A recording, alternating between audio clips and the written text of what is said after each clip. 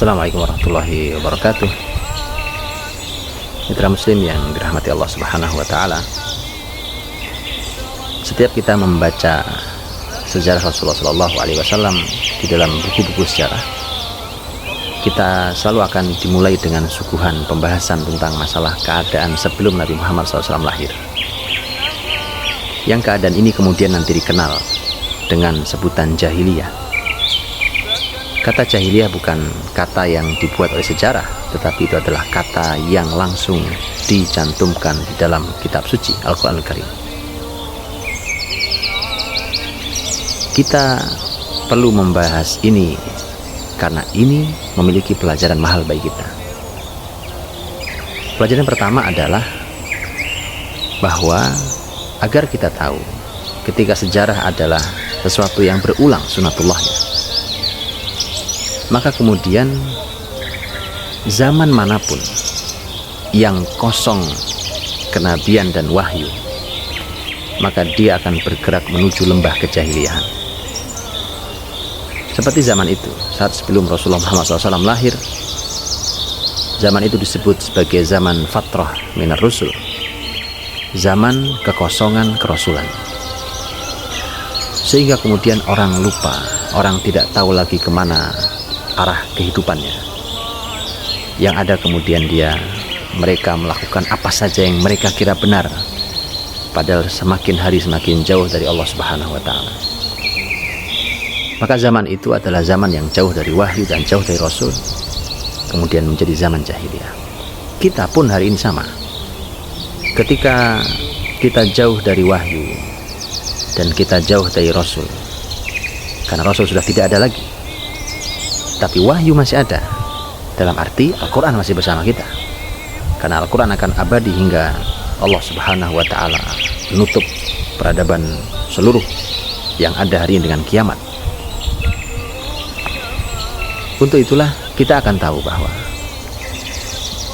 pribadi, keluarga, masyarakat, negara, dunia ini, asal dia jauh dari panduan Al-Quranul Karim dan jauh dari petunjuk Rasulullah SAW, pasti akan menjadi masyarakat jahiliyah. Kemudian pelajaran yang juga sangat penting, bahkan lebih penting dari itu adalah setelah kita memandangi ini sebagai cermin, maka kita akan belajar dan sekaligus menjawab pertanyaan kita, bagaimana cara menerangi kembali setelah kegelapan jahiliyah itu menyelimuti. Apa solusinya? Disinilah kemudian kita nanti akan mendapatkan pelajaran dari sejarah Rasulullah Shallallahu alaihi wasallam, bahwa beginilah cara untuk menghilangkan kejahilian itu, untuk mengembalikan cahaya Islam itu di muka bumi.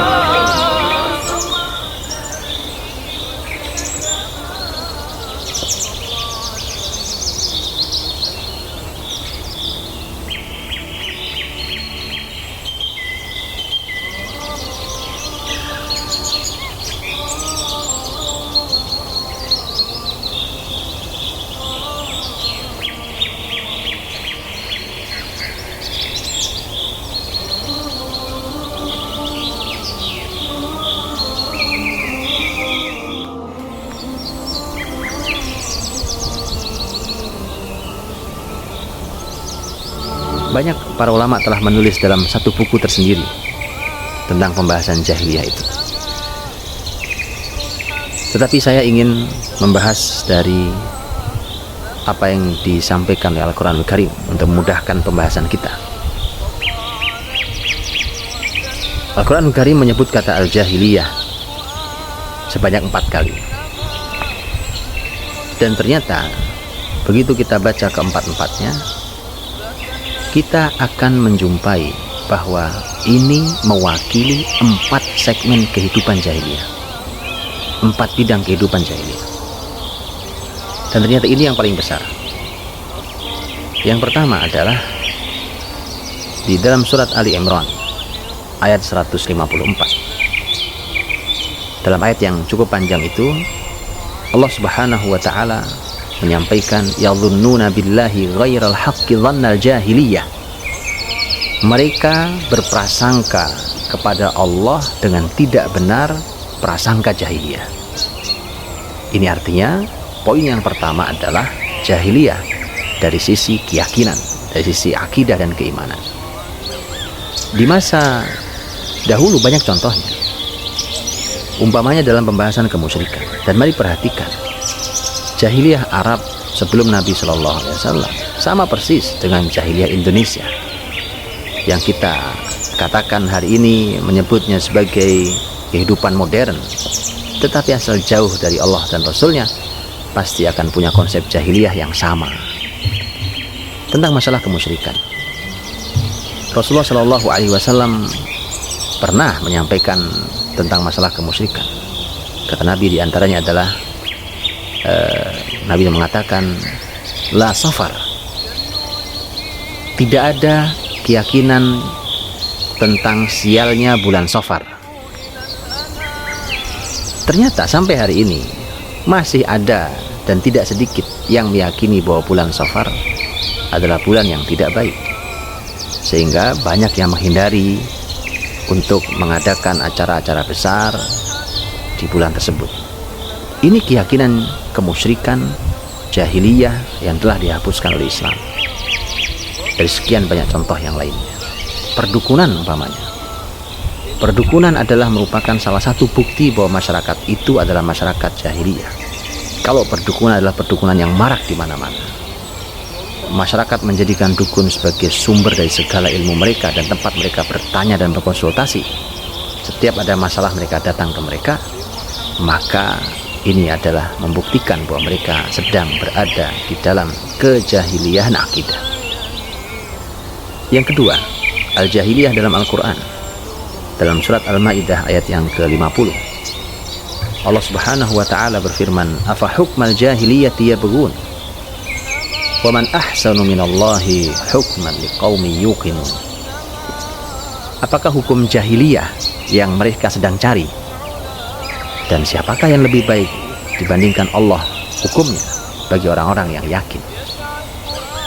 Nah, yang kedua ini berarti tentang hukum yang jahiliyah, peraturan, perundangan yang jahiliyah, semakin jauh dari Allah dan Rasulnya. Mungkin kita menduga kita sedang membuat sebuah hukum yang sangat bijak, sebuah hukum yang terlihat begitu bagusnya, tapi yakinlah ketika jauh dari Allah dan Rasulnya, maka kita akan kecewa dengan dugaan kita, karena ternyata itu adalah hukum jahiliyah. Di kalangan masyarakat Arab dahulu umpamanya, mereka memiliki aturan kabilah dan hukum-hukum mereka buat sendiri. Umpamanya dalam masalah hukum pernikahan contohnya. Di dalam masalah hukum pernikahan, Aisyah radhiyallahu anha menyampaikan bahwa dahulu orang-orang Arab mengenal beberapa jenis pernikahan yang menurut mereka semuanya legal. Padahal dalam ukuran syariat Islam hari ini yang legal cuma satu saja, yaitu proses pernikahan yang kita kenal hari ini. Sisanya adalah perzinahan. Aisyah menyebutkan umpamanya ada jenis pernikahan namanya nikah al-adha atau nikah ibtigha al-ibn, nikah untuk mencari anak. Umpamanya ada seseorang yang sudah menikah sekian lama, kemudian istrinya tidak kunjung hamil, maka kemudian dia mengizinkan untuk istrinya ditiduri oleh temannya, kemudian begitu hamil dia pulang, dan kemudian nanti diaku menjadi anaknya. Ini disebut pernikahan legal di zaman mereka. Kemudian pelacuran, oleh mereka pun mereka anggap sebagai sebuah pernikahan, dan itu mereka anggap legal di masyarakat. Dan ternyata hari ini, jahiliyah hari ini itu bisa lebih buruk dari jahiliyah Arab saat itu, karena saat itu tidak ada pernikahan sejenis. Dan hari ini bahkan mereka sudah menuntut untuk disahkan pernikahan sejenis itu. Bahkan di negara tertentu sudah disahkan pernikahan sejenis itu. Jadi lebih buruk. Jadi ini hukum jahiliyah di segala hal, hukum jahiliyah. Yang ketiga, Allah Subhanahu wa ta'ala berfirman di dalam surat Al-Ahzab ayat yang ke-33, waqarna fi buyutikunna wala tabarrajna tabarrujal jahiliyatil ula. Ini berbicara tentang ummahatul mukminin, yaitu tentang istri-istri Nabi Shallallahu Alaihi Wasallam. Menetaplah kalian para wanita di rumah-rumah kalian dan jangan berpenampilan jahiliyah. Penampilan jahiliyah, ini yang ketiga. Penampilan jahiliyah artinya bahwa ternyata ketika penampilan itu mendapatkan porsi yang khusus dalam Quran, maka ini artinya kerusakannya sangat luar biasa. Penampilan jahiliyah. Dan inilah yang akan menyebabkan maraknya sebuah kemaksiatan, bahkan hingga kemaksiatan zina. Maka dari itu dia mendapatkan sebuah perhatian. Dan dalam Islam, penampilan adalah merupakan bukti iman seseorang. Sehingga di dalam Islam yang juga sangat diperbaiki adalah tentang masalah penampilan seseorang. Bagaimana cara laki-laki berpenampilan, bagaimana cara wanita berpenampilan. Dan perhatikan hari ini, semakin orang jauh dari Allah dan Rasulnya, semakin orang bertelanjang. Dan bahkan mereka minta untuk dilegalkan. Dan mereka menyebutnya sebagai ekspresi diri, ekspresi jiwa, atau mungkin ekspresi seni dalam bahasa mereka. Tapi yang jelas adalah penampilan jahiliyah. Dan yang terakhir adalah firman Allah Subhanahu wa taala dalam surat Al-Fath ayat yang ke-26. Allah berfirman, "Idz ja'alal ladzina kafaru fi qulubihimul hamiyyah hamiyatal jahiliyah." Ketika Allah menjadikan orang-orang kafir di dalam hati mereka ada kesombongan jahiliyah. Kata hamiyah jahiliyah, hamiyah itu adalah orang mempertahankan dirinya dengan kesombongan dan dengan fanatisme. Dengan fanatisme terhadap kelompoknya, sukunya, golongannya, negaranya, dan bukan syariat Allah ukurannya.